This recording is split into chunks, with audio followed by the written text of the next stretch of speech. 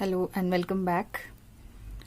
इस practice set 5 में हम लोग सॉल्व करेंगे ग्रुप ए का क्वेश्चन नंबर 14 से 20 तक, जो कि सेट 1 जैक का मॉडल पेपर जो है सेट 1 का फिजिक्स का जो क्वेश्चन है।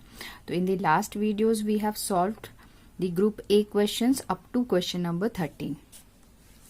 तो question number 14 is which of the following phenomenon shows that light is a transverse wave?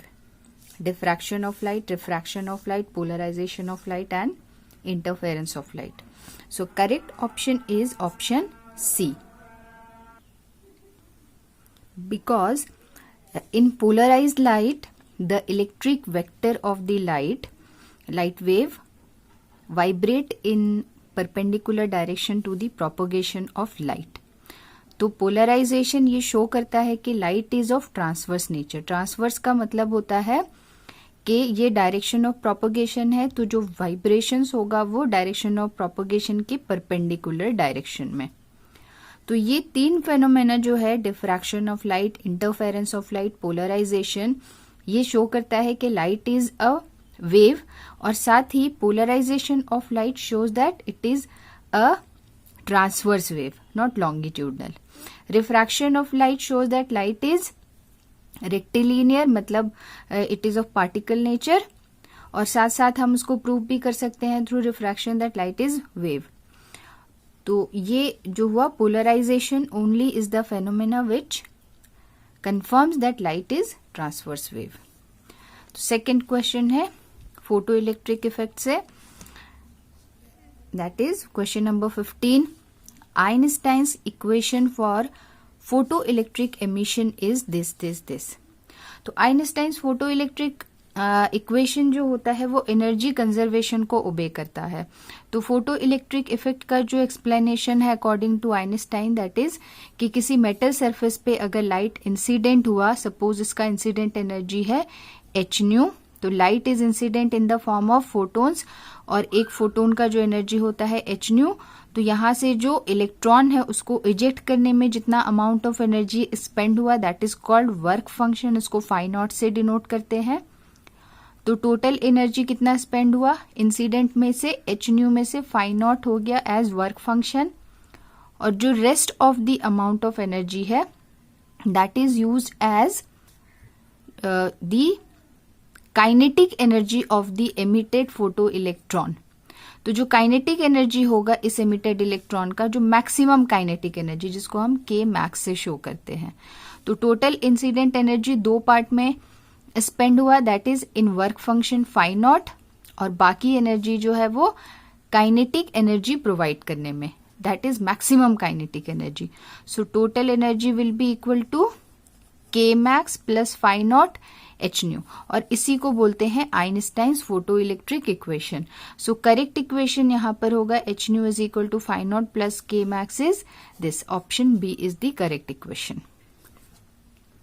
Next question is question number 16, और क्वेश्चन नंबर 16 है रेडियो एक्टिविटी से रिलेटेड, और यहां ये पूछा है कि 1 becquerel is equivalent to which of the following. तो बेकरेल जो होता है वो रेडियो एक्टिविटी का एसआई यूनिट है। SI unit of radioactivity is becquerel, जिसको हम BQ से शॉर्ट में डिनोट करते हैं, and this is equal to 1 DK per second. तो 1 DK per second, that is option B is correct.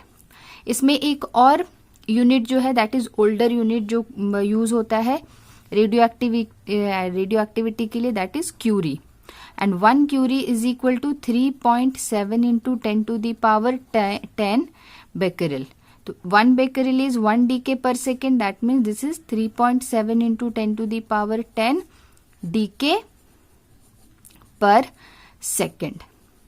तो ये हो गया 1 क्यूरी, और बेकरेल जो है SI यूनिट है। तो ये दोनों ही यूनिट को याद रखना चाहिए, क्योंकि कभी ये पूछ सकता है तो कभी क्यूरी भी पूछ सकता है। Next question is question number 17, ये भी रेडियो एक्टिविटी से रिलेटेड है। That is, if decay constant of a radioactive substance is 5.3 into 10 to the power minus 3 per year, then its half life is। तो half life और decay constant का relation हम जानते हैं, that is half life T is, half life को capital T से denote करते हैं और डीके कांस्टेंट को लैम्डा से, सो दिस इज लैम्डा। तो ये हाफ लाइफ होता है 0.693 divided by lambda, that is decay constant. तो यहां पर डीके कांस्टेंट दिया है, ये हो गया 0.693 divided by 5.3 into 10⁻³ per year है, तो पर ईयर है तो ये चला जाएगा ऊपर, दैट इज दिस ईयर्स। तो इसको जब हम सॉल्व करेंगे तो ये हो जाएगा 693 बाय 5.3 ईयर्स, और इसको डिवाइड करने पर मिलता है 130.75 समथिंग। तो ये हो जाएगा around 130.8 years, that is according to the options. Option में 130.8 ईयर्स है, that is nearly equal to 130.75। तो right option is option B.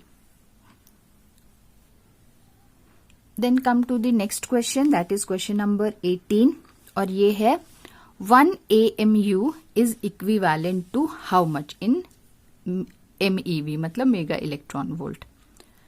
तो 1 AMU का मतलब होता है एटॉमिक मास यूनिट। तो 1 AMU को हम लिखते हैं इस तरह से, जो डिफाइन करते हैं, this is also known as 1 unit. This is 1/12 into mass of carbon 12। तो इसको जब हम कैलकुलेट करेंगे तो ये केजी में आता है 1.66 इंटू 10⁻⁻27 kg, और ये हो गया that is the value of 1 atomic mass unit in terms of mass. और इसका जब हम इक्विवेलेंट एनर्जी में इस मास को हम कन्वर्ट करेंगे तो आइंस्टाइन मास एनर्जी रिलेशन होता है E is equal to mc²। तो यहां पर इनका वैल्यू रख के अगर हम कैलकुलेट करें इंटू 10⁻⁻27 इंटू 3 इंटू 10⁻8 मीटर पर सेकेंड का स्क्वायर हो जाएगा ये। तो इसको जब कैलकुलेट करेंगे तो ये जूल में आएगा, और 1 जूल का इलेक्ट्रॉन वोल्ट के साथ रिलेशन होता है 1 electron volt is equal to 1.6 into 10⁻⁻19 joule. और तो यहां पर इसको कन्वर्ट करना है जूल को electron volt, and that is in mega electron volt या मिलियन इलेक्ट्रॉन वोल्ट भी बोल सकते हैं। तो ये हो जाएगा 1.66 into 10⁻⁻27 into 9 into 10⁻16 divided by 1.6 into 10⁻⁻19, ये इलेक्ट्रॉन वोल्ट हो जाएगा। और मेगा इलेक्ट्रॉन वोल्ट में करना है तो यहाँ 10⁶ से मल्टीप्लाई करेंगे, so this will come out as 931 MeV। So this is very very important relation. जब हम बाइंडिंग एनर्जी कैलकुलेट करते हैं तो वहां पर ये वाला जो वैल्यू है उसको हम यूज करते हैं, that is 1 atomic mass unit is equal to 931 MeV। तो इसको याद भी रखना चाहिए। सो यहाँ पर जो करेक्ट ऑप्शन होगा that is option B, that is 1 AMU is equal to 931 MeV। और अगर केजी में पूछता है तो दिस इज 1.66 इंटू 10⁻⁻27 kg। दोनों रिलेशन ही बहुत इंपॉर्टेंट है, और ये वाला भी पहले एग्जाम में, प्रीवियस एग्जाम्स में पूछा गया है जैक में कि 1 AMU in kg is how much. तो ये होता है 1.66 इंटू 10⁻⁻27 kg। क्योंकि ऑब्जेक्टिव में इतना कैलकुलेशन करने के लिए एक नंबर का क्वेश्चन अगर है तो उसमें इतना कैलकुलेशन करने के लिए काफी टाइम चाहिए होता है, तो बेटर है कि ये स्टैंडर्ड वैल्यूज है तो इसको याद ही रखा जाए। Then come to next question जो कि इलेक्ट्रॉनिक सेमीकंडक्टर से है। तो question number 19 is N type semiconductor is formed when dopant atom is. तो एन टाइप सेमीकंडक्टर जब हम बनाएंगे तो प्योर सेमीकंडक्टर में डोपेंट ऐड करते हैं। डोपेंट का मतलब होता है इम्प्योरिटी एटम। तो इम्प्योरिटी एटम जो इसमें होता है सेमीकंडक्टर में एन टाइप में, वो होता है पेंटावैलेंट। पेंटावैलेंट क्यों होता है? क्योंकि पेंटावैलेंट में 5 इलेक्ट्रॉन्स होता है। 5 इलेक्ट्रॉन्स होगा तो ये 1 इलेक्ट्रॉन डोनेट करेगा सेमीकंडक्टर में, तो 1 इलेक्ट्रॉन डोनेट करेगा तो इसमें जो मेजॉरिटी चार्ज कैरियर हो जाएगा वो फ्री इलेक्ट्रॉन्स हो जाएगा।